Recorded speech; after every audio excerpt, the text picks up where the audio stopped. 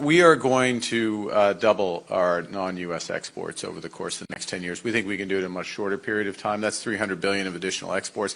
Most of that is going to come from Asia, in our view. We're laying out a path for at least $500 billion of additional investment in Canada in the next 5 years. Canada just made one of the boldest investment moves in its modern history, a $500 billion plan tied directly to its growing partnership with ASEAN. While Washington is still threatening new tariffs, Ottawa is placing its biggest economic bet on Asia. At the ASEAN summit in Kuala Lumpur, Prime Minister Mark Carney didn't just give a speech, he unveiled a vision to transform Canada's economy for the next decade and to redefine who its real partners are. This is not a temporary reaction, it is a structural shift. Carney's message was clear: Canada will build, trade, and grow with Asia, whether Washington approves or not. And the $500 billion investment blueprint is the engine driving that transformation. The timing could not have been more symbolic. Just hours after President Trump threatened to impose another 10% tariff on Canadian goods, Carney was across the Pacific, greeting ASEAN leaders in Malaysia. At the Canada-ASEAN business reception, he presented Canada as a partner ASEAN can trust. Within days, Ottawa had sealed a free trade agreement with Indonesia, reached an understanding with Malaysia's Prime Minister Anwar Ibrahim to complete a full ASEAN-Canada trade deal by 2026, and announced the start of FTA negotiations with the Philippines, whose President Marcos will chair ASEAN next year. In the space of a week, Canada had joined the core of Asia's most dynamic trade network. And for the first time in years, the story was not about how Canada reacts to U.S. tariffs, but how it leads its own trade agenda. Carney's message came with a concrete number: $500 billion in new domestic investment over the next 5 years. That money will finance the next stage of Canada's industrial rebuild: new trade corridors, port terminals, LNG export facilities, and the first commercial small modular nuclear reactors. At Ontario's Darlington site, construction is already underway. The project will produce 300 megawatts of clean power, with 80% of its supply chain sourced inside Canada, backed by $3 billion in combined federal and provincial funding. Carney described this as part of a national plan to make Canada an energy superpower. The country has the third largest oil reserves and the fourth largest LNG reserves on Earth. Shipments began earlier this year with help from Malaysia's Petronas. By 2030, Canada plans to export 50 million tons of LNG annually, doubling by 2040. The $500 billion plan also includes major upgrades to Canada's railway and port logistics, allowing goods to move from Saskatchewan's grain fields to Asian harbors in less than 2 weeks. Analysts at the Canadian Chamber of Commerce estimate these new routes could add 1% to GDP growth by 2028 if fully built. Instead of responding to U.S. tariffs with anger, Carney is using them as fuel for Canada's biggest wave of industrial investment in a generation.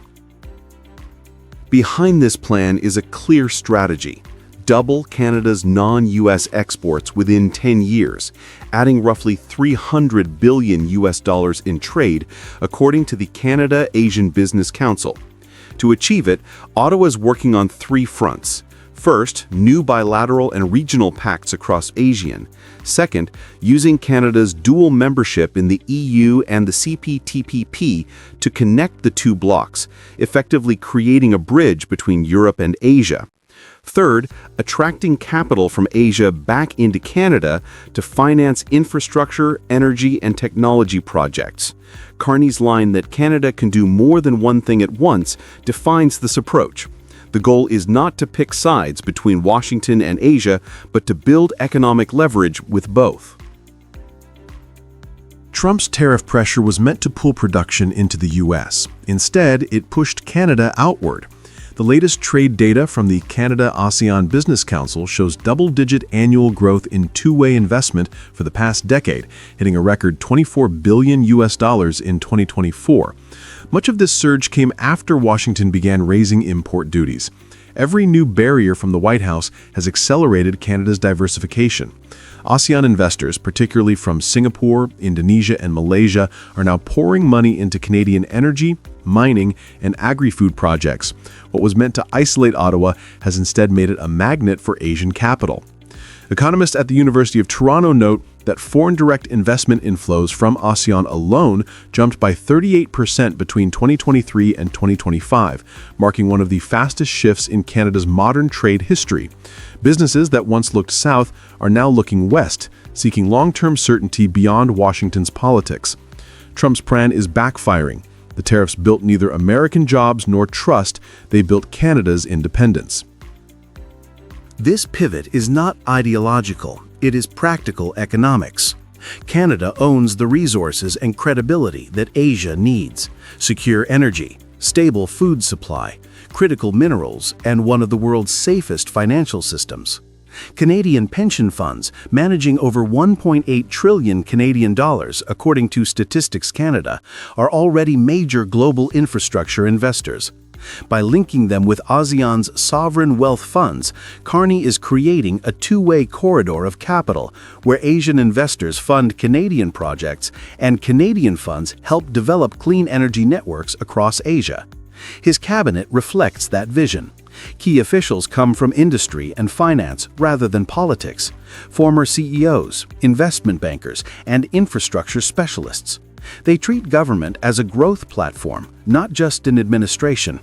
In short, Carney is governing like an economist, focusing on execution, scale, and credibility, the very qualities global investors look for. At the ASEAN summit, two different economic models faced each other. The Trump team came with threats of new duties. The Carney team came with contracts and investment plans. Canada also offered something that resonated deeply in Asia: reliability. With an 85% clean electricity grid, one of the highest in the G7, and a plan to expand it by half through nuclear and renewables, Canada stands out as both a resource power and a climate-conscious partner. For nations seeking stable, rules-based trade, that balance of energy and ethics matters. It allows Canada to play a role that neither Washington nor Beijing can easily fill: a bridge economy that combines openness with trust. What began as a reaction to tariffs has become a long-term realignment. Canada's $500 billion plan is more than an investment program. It is a declaration of economic sovereignty. If fully realized, it could reshape North American and Asia-Pacific trade for decades. By binding ASEAN, the EU, and the CPTPP into one connected system, Ottawa is laying the foundation for a new kind of middle power leadership, one based on capital, credibility, and clean energy. Trump's economic nationalism was meant to restore U.S. leverage. Instead, it is isolating Washington and empowering its closest ally. Canada is not retaliating with noise. It is responding with vision. Trump built walls. Carney is building corridors. And as those corridors begin to carry Canadian energy, technology, and capital across the Pacific, the balance of power in North America and beyond may never look the same again. Mr. Carney, do you leave in Washington with a deal on tariffs? I think they're going to be very happy. We have a lot of things that we're working on that people don't talk about. They talk about, competitiveness. She's a very competitive person. And they talk about things that we don't necessarily agree on. But I think they're going to walk away very happy. I think so. In Washington, the cameras caught a familiar scene: the handshake, the smiles, the flags. But what surprised everyone wasn't the setting, it was the mood. For months, relations between Canada and the United States had been tense, defined by tariffs and frustration. Yet this time, President Donald Trump looked relaxed. He spoke warmly about Canada and hinted that something positive was coming. Beside him, Prime Minister Mark Carney responded with calm confidence. He reminded Americans that Canada is their second-largest trading partner and their biggest foreign investor. The message was clear. Canada is not a junior partner, it is an essential pillar of North America's economy. Trump predicted that Canada would be happy. Carney called the two countries stronger together. Behind those short remarks was a bigger story, a subtle shift in power. What began as a trade war built on pressure and threats is now turning into a lesson in patience, leverage, and quiet strategy. There are areas, as the President just said, where conflict, maybe not so much conflict, we compete. There are areas where we compete, and it's in those areas where we have to come to an agreement that works. But there are more areas where we are stronger together, and that's what we're focused on.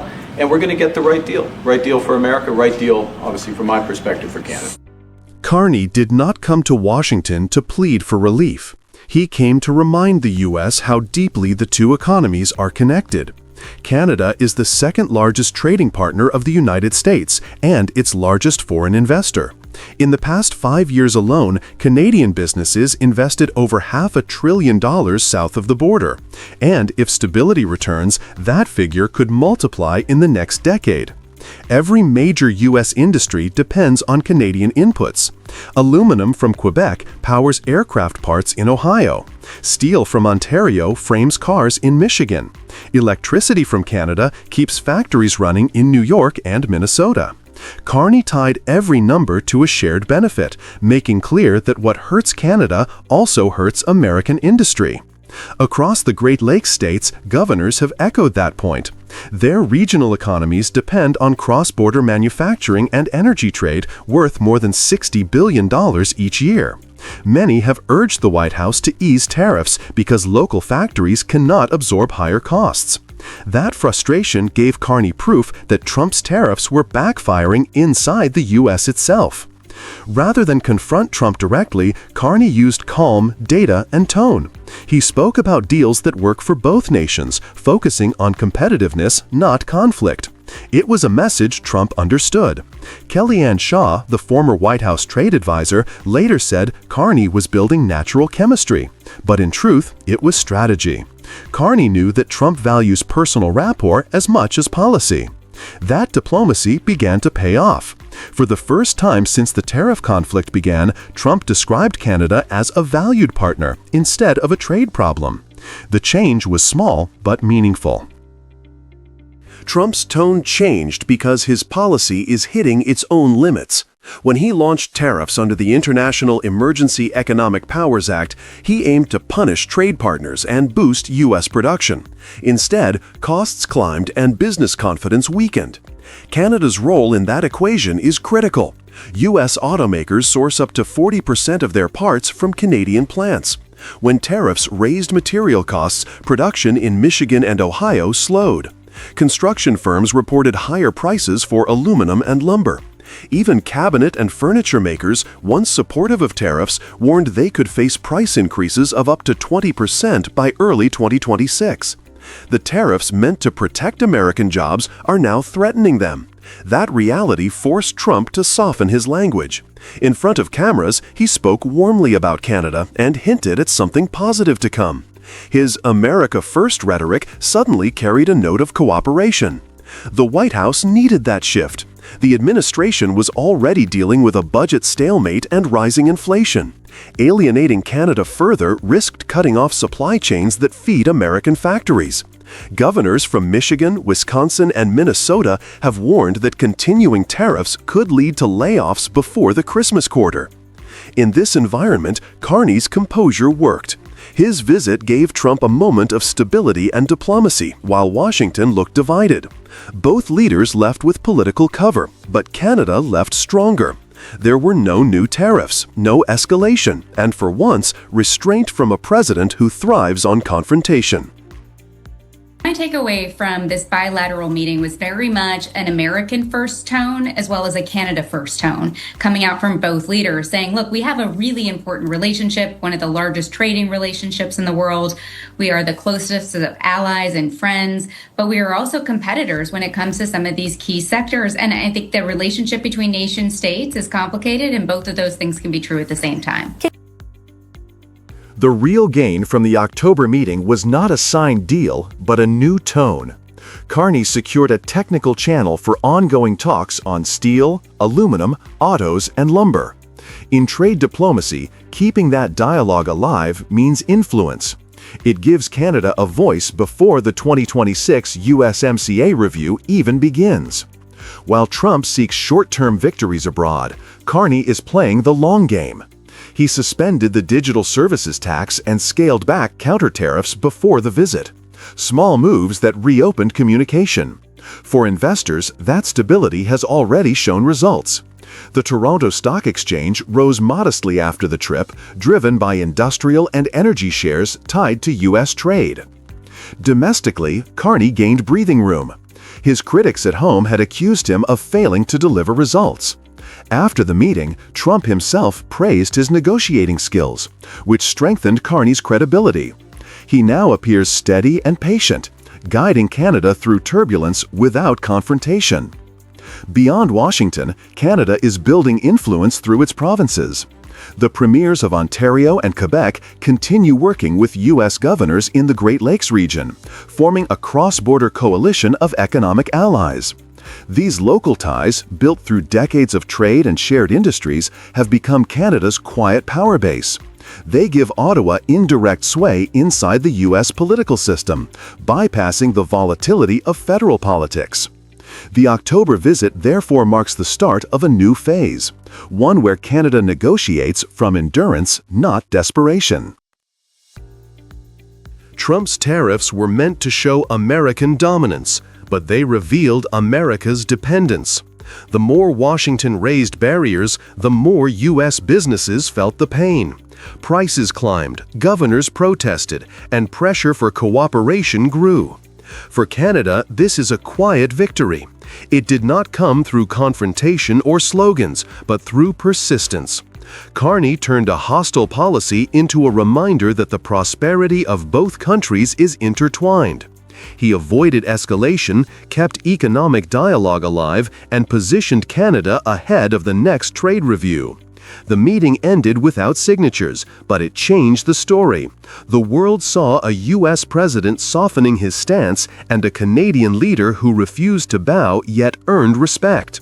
In diplomacy, that shift matters more than any paper deal.